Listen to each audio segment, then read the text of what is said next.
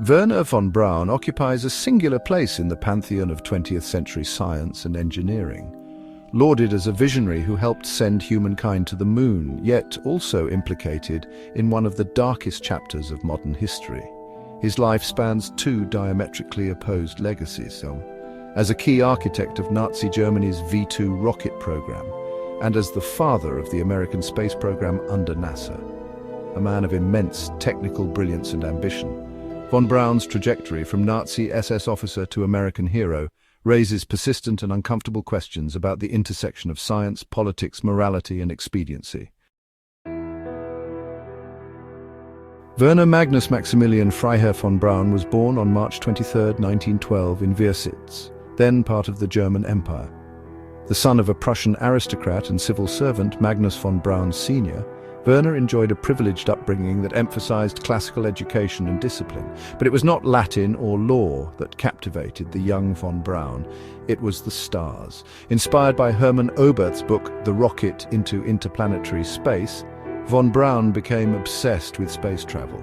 In his adolescence, he experimented with fireworks and amateur rocketry, sometimes causing chaos in the streets of Berlin. He joined the German Spaceflight Society, or VFR, and worked closely with Oberth and other pioneers of astronautics. This youthful enthusiasm would evolve into serious academic work. Von Braun studied mechanical engineering at the Technische Hochschule Berlin, and later earned a doctorate in physics from the University of Berlin in 1934, submitting a dissertation on liquid fuel propulsion, though it was immediately classified by the military.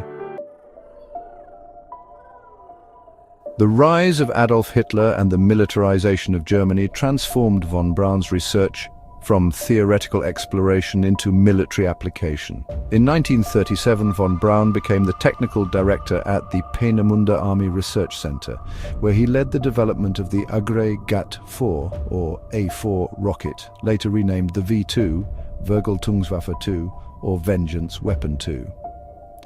The V2 was the world's first long-range guided ballistic missile, and the first man-made object to reach the edge of space during its test flights. While von Braun's focus was largely technical, engineering propulsion systems, guidance controls, and structural designs, he was not a passive participant in the Nazi system. He joined the Nazi Party in 1937 and was commissioned as an SS Sturmbannführer, or major, in Heinrich Himmler's SS in 1940. He claimed later this was under pressure, but records and photographs suggest he was more involved than he let on. The darkest aspect of the V2 program was not the technology, but its human cost. As Allied bombing raids threatened Peenemünde, production was shifted to Mittelwerk, an underground facility near Nordhausen which used slave labor from the Mittelbau-Dora concentration camp. Prisoners, many of them political dissidents and Jews, were forced to work under brutal conditions, resulting in the deaths of an estimated 20,000 people. More than were killed by the V2s themselves.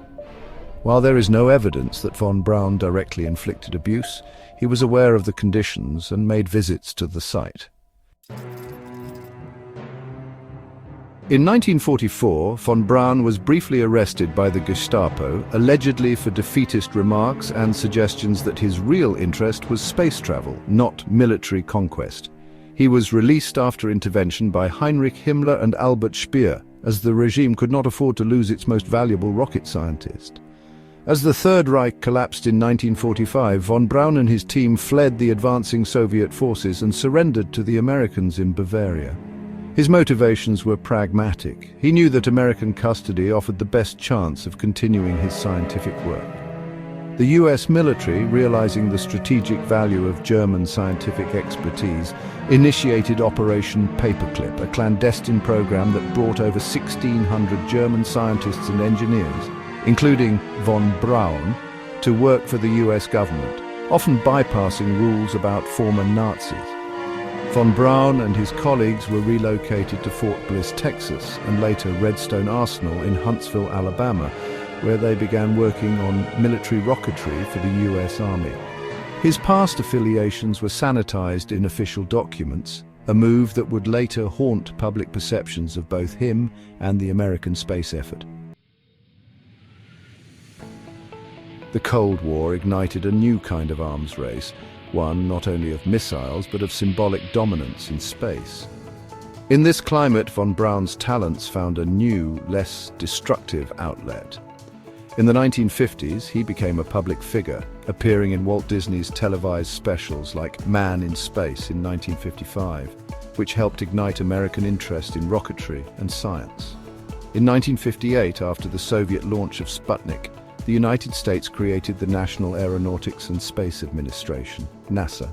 Von Braun's team was transferred to the civilian agency, where he became the director of the Marshall Space Flight Center. His greatest achievement lay ahead. The Saturn V, a colossal multi-stage rocket capable of lifting a payload beyond Earth's orbit. Von Braun oversaw the development of the Saturn series, culminating in the Saturn V, which powered the Apollo missions.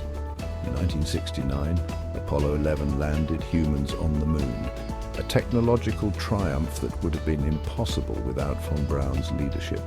His vision for space travel had finally been realized, not in war, but in exploration. After Apollo, von Braun continued to advocate for ambitious space projects, a permanent space station, a mission to Mars, and deeper exploration of the solar system. He served as NASA's Deputy Associate Administrator and later worked with Fairchild Industries and the National Space Institute, promoting public interest in space. However, the momentum of the space program waned in the 1970s due to budget cuts, public apathy, and political shifts. Von Braun was diagnosed with kidney cancer in 1973 and died on June 16, 1977, in Alexandria, Virginia. He was buried in Ivy Hill Cemetery, and his gravestone bears a reference to Psalm 19:1, "The heavens declare the glory of God." Wernher von Braun remains a figure of profound contradictions. Technically, he was a genius whose work shaped both the course of warfare and the destiny of exploration. Politically and ethically, his choices continue to raise troubling questions. Could he have refused to serve the Nazis? Did his ambition blind him to suffering? Was his later work a form of redemption? Historians remain divided. Some argue that von Braun was a pragmatist caught in forces beyond his control, a man who used whatever tools were available to pursue a lifelong dream. Others argue that he made a Faustian bargain, sacrificing moral responsibility for personal ambition. His defenders point to his post-war humanitarianism, his religious conversion to evangelical Christianity, and his dedication to peaceful space exploration. His critics point to the graves at Dora. Ultimately, von Braun's story is not just about rockets or regimes, but about the double-edged nature of technological progress. It reminds us that science does not exist in a vacuum. It is shaped by those who fund it, control it, and use it. It forces us to grapple with uncomfortable truths, that great achievements may rest on dark foundations, and that redemption, if possible, does not erase accountability. Wernher von Braun's life followed a trajectory not unlike a rocket's arc. A rapid ascent, a dark phase in mid-course, and a brilliant final burn. He took humanity to the moon, and for that he deserves recognition. But the road to that triumph passed through the shadows of totalitarianism and suffering. He was, in many ways, a man out of place in any time, too compromised for sainthood, too brilliant for obscurity. He is perhaps best understood not as a villain or a hero, but as a mirror to our own scientific age. Visionary, conflicted, striving upward, but burdened by the gravity of history. Thanks for watching. Please subscribe to Blistering History.